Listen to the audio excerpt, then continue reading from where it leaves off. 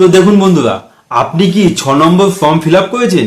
আপনি কি নতুন ভোটারের লিস্টে নাম তুলতে চাইছেন? আপনার 18 বছর এখন কমপ্লিট হলো, অথবা দেখা যাচ্ছে আপনি অন্য যে কোনো কারণে কিন্তু নতুন করে ভোটার লিস্টে নাম তোলার জন্য কি 6 নম্বর ফর্ম ফিল আপ করেছেন, কিন্তু আপনি বুঝতে পারছেন না যে আপনি যে 6 নম্বর ফর্ম ফিল আপ করেছেন তার স্ট্যাটাসটা কি আছে। সেটা কি রিজেক্ট হয়ে গেছে, নাকি সেটা অ্যাপ্রুভ হয়েছে, নাকি সেটা বিএলওর তরফ থেকে পেন্ডিং আছে এখনো।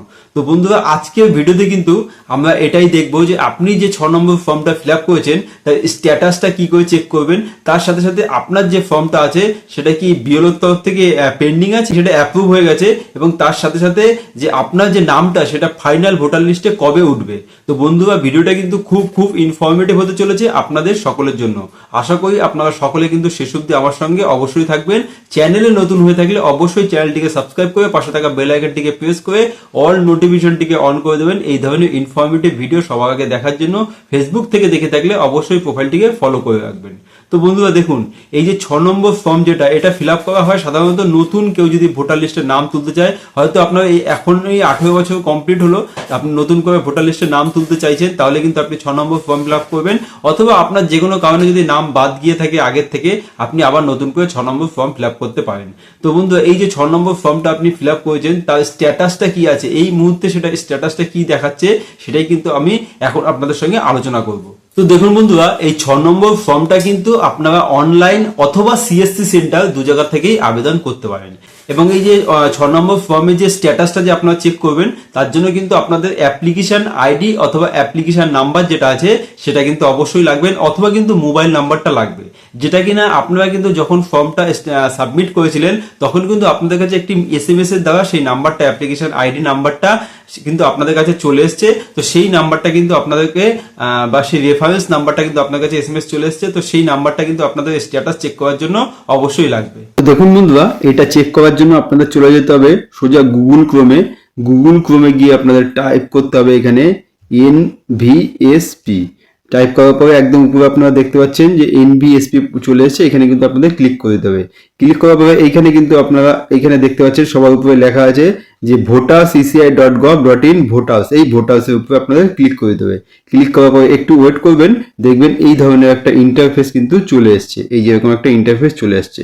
এবার এই ইন্টারফেসটা আসার পরে ডান দিকে আপনারা এখানে একটা অপশন দেখতে পাচ্ছেন ট্র্যাক অ্যাপ্লিকেশন স্ট্যাটাস। এই ট্র্যাক অ্যাপ্লিকেশন স্ট্যাটাসের উপরে আপনাদের ক্লিক করতে হবে।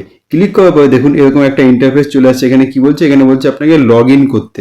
ঠিক আছে, আপনার যদি আগের থেকে রেজিস্টার করা থাকে তাহলে আপনাকে এরকম লগ ইন করতে বলবে, আর যদি রেজিস্টার না করা থাকে তাহলে কিন্তু আপনাদের যেটা করতে হবে, এখানে কিন্তু আপনারা দেখতে পাচ্ছেন এই যে সাইন আপ, এই সাইন আপের উপরে ক্লিক করে কিন্তু আপনার মোবাইল নাম্বার দিয়ে ওটিপি করে দিয়ে নিয়ে কিন্তু এখানে রেজিস্টারটা করে নিতে হবে। তো আমার রেজিস্টার করা আছে, এখানে লগ ইন করতে বলছে। তো লগ ইন করার জন্য কিন্তু এখানে মোবাইল নাম্বারটা দিয়ে দিচ্ছি, আপনি আপনার মোবাইল নাম্বারটা দিয়ে দেবেন।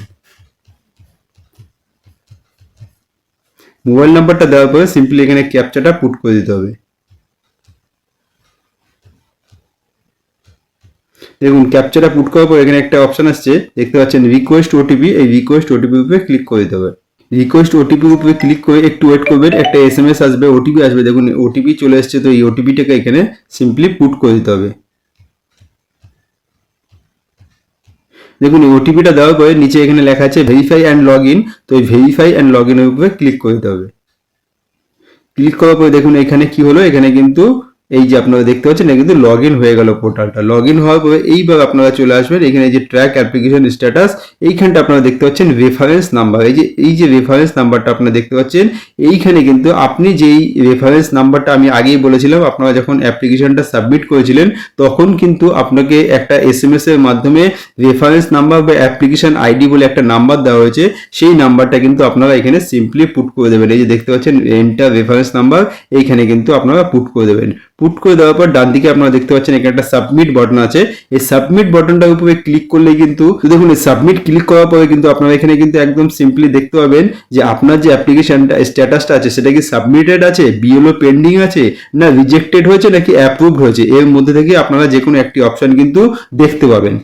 তো দেখুন বন্ধুরা, আমি যেইভাবে দেখালাম এইভাবে কিন্তু আপনারা খুব সহজে ঘরে বসেই আপনারা কিন্তু আপনাদের যে 6 নম্বর ফর্মের স্ট্যাটাসটা সেটা দেখে নিতে পারবেন।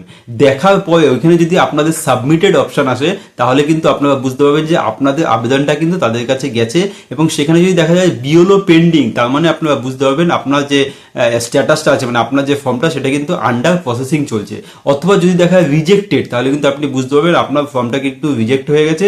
কিংবা যদি দেখা যে অ্যাপ্রুভ দেখায়, যদি দেখা যায় এখানে স্ট্যাটাসে যদি আপনি অ্যাপ্রুভ দেখতে পান, তার মানে আপনি বুঝতে পারবেন যে আপনার নামটা কিন্তু অ্যাপ্রুভ হয়ে গেছে, মানে ফাইনাল লিস্টে কিন্তু এরপরের যে লিস্ট সেই লিস্টে কিন্তু আপনার নামটা চলে আসবে। তো দেখুন বন্ধুরা, সাধারণত কিন্তু এই 6 নম্বর ফর্ম ফিল আপ করার পরে 15 থেকে 30 দিনের মতো সময় কিন্তু লাগে।